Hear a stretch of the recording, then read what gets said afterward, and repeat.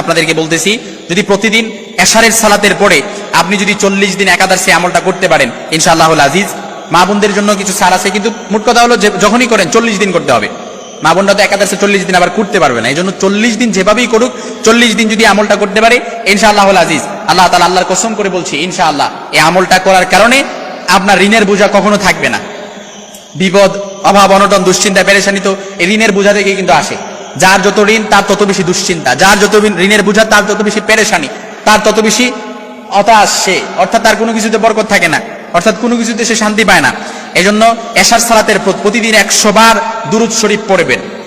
একটু ভালো করে বুঝেন কিভাবে করবেন আমলটা, আমি আপনাদেরকে একটু শিখিয়ে দিচ্ছি।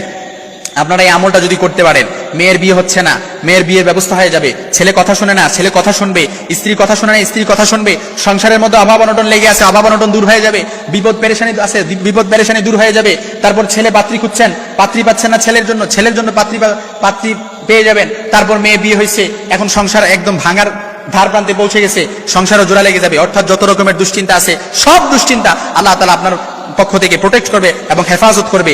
যতগুলো বলেছি এইগুলো ছাড়াও আপনি যদি এর বাইরেও আপনার যত রকমের দুশ্চিন্তা পেরেশানি আপনি এইভাবে সিলেক্ট আমি করতে পারবো না, কিন্তু আপনারটা আপনি জানেন, ওইভাবে যদি আপনি করতে পারেন ইনশাআল্লাহুল আজিজ, আল্লাহর কসম 40 দিনের মধ্যে আপনার পরিবর্তন হয়ে যাবে। ঋণের বোঝা থাকবে না, মেয়ের পেরেশানি, মেয়ের বিয়ে নিয়ে পেরেশানি, বিয়ে হয়ে যাবে, এবং সংসার নিয়ে পেরেশানি, সংসার অভাব অনটন সবকিছু দূর হয়ে যাবে ইনশাআল্লাহুল আজিজ। তবে আমলটি কিভাবে করবেন? এশার সালাতের পর প্রতিদিন 100 বার দুরূদ শরীফ পড়বেন। দুরূদ শরীফটা কি আবার বলতে পারেন? দিস ইজ দ্য কোশ্চেন নাও, যে কোন দুরূদ শরীফটা পড়বো। আপনি যে কোনো দুরূদ শরীফ পারেন, ওই দুরূদটা আপনি 100 বার পড়তে পারেন। তবে আমি আপনাদেরকে ছোট্ট একটা দুরূদ শরীফ শেখাই দিচ্ছি, এই দুরূদটা আপনারা পড়তে পারেন। আল্লাহুম্মা সাল্লি আলা সাইয়্যিদিনা মুহাম্মাদিন সাল্লাল্লাহু আলাইহি ওয়াসাল্লাম। একেবারে ছোট্ট দুরূদ কিন্তু, আল্লাহুম্মা সাল্লি আলা সাইয়্যিদিনা মুহাম্মাদিন সাল্লাল্লাহু আলাইহি ওয়াসাল্লাম।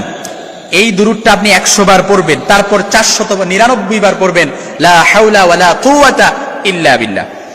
100 বার দুরূদ পড়ে 499 বার পড়বেন লা হাওলা ওয়ালা কুওয়াতা ইল্লা বিল্লাহ, আর একবার পড়বেন লা হাওলা ওয়ালা কুওয়াতা ইল্লা বিল্লাহিল আলিয়্যিল আযীম। যতগুলো বিপদ বলেছি আল্লাহর রাসূল বলেন 40 দিন না যেতেই সবকিছু কেটে যাবে ইনশাআল্লাহুল আজিজ।